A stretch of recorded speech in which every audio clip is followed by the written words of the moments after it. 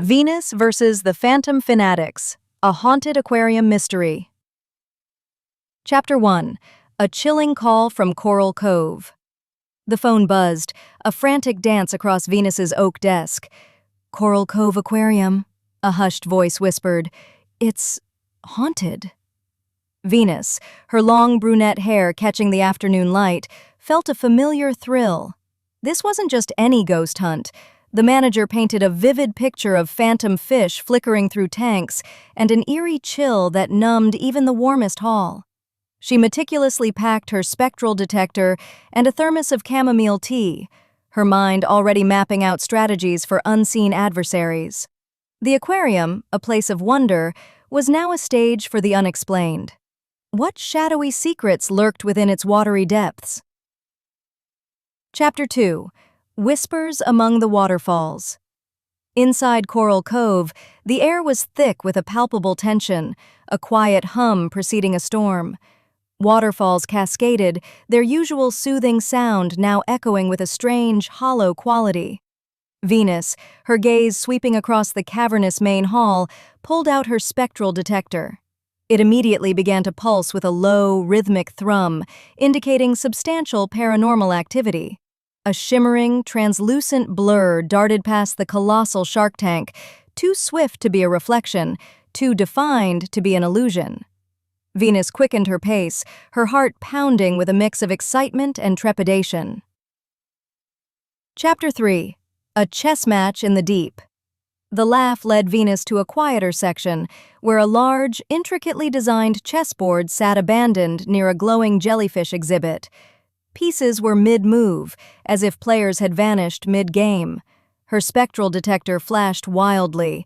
A transparent hand, adorned with an invisible ring, made a swift, silent move, sliding a knight into position. Then, a voice, smooth and analytical, drifted from thin air. A bold opening, but ultimately flawed. Venus knew she had found one of her targets. She suspected the ghost was a chess player, perhaps even a master.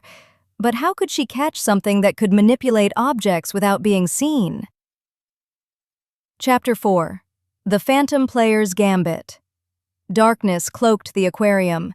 Venus, unperturbed, activated her night vision goggles. The spectral detector pulsed more intensely, now pinpointing two distinct energy signatures. One, the chess player, seemed engaged in a silent, mocking game. The other, zipping through the water tanks with astonishing speed, caused ripples that weren't there a second ago.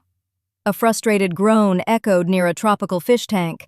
The chess player seemed annoyed by the new presence. "Cristiano, must you always arrive with such flair?"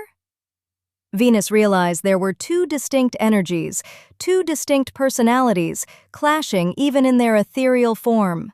This information changed everything. What did these two ghosts want? Chapter 5. A Plea from the Deep.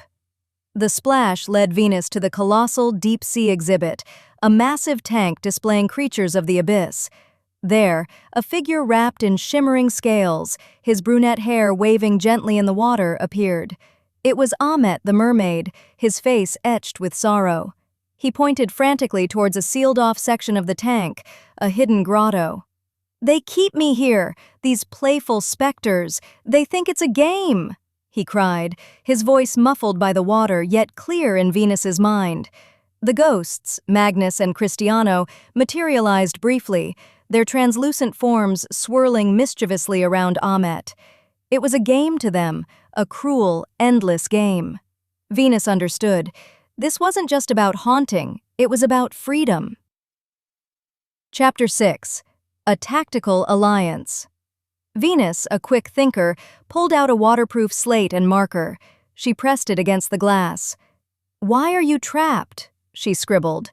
Ahmet, his webbed fingers fumbling, wrote back, "My trident was taken. It anchors me here." Venus understood the ghost's game now. Magnus and Cristiano had hidden Ahmet's trident, making him their eternal plaything. She turned to the two swirling specters, her expression firm. "This game ends now. Give Ahmet back his trident." Magnus, ever the strategist, floated forward. "A challenge, then. If you can beat us, the trident is yours. Cristiano, always up for a game, added, "But you'll have to find it first, human." Chapter 7. The First Clue. A Cryptic Chess Board. The grand entrance, a vast, echoing space, held only one item of interest, a chessboard identical to the one in the jellyfish exhibit, yet completely empty. Venus felt a spark of understanding. These ghosts were intellectually challenging her. Magnus, an unseen presence, whispered, "A true player reads the board, even when it's bare." Venus looked closer, noticing tiny, almost imperceptible etchings on certain squares. Her spectral detector, aimed at the board, hummed with a specific high-pitched frequency. Each marked square corresponded to a type of chess piece,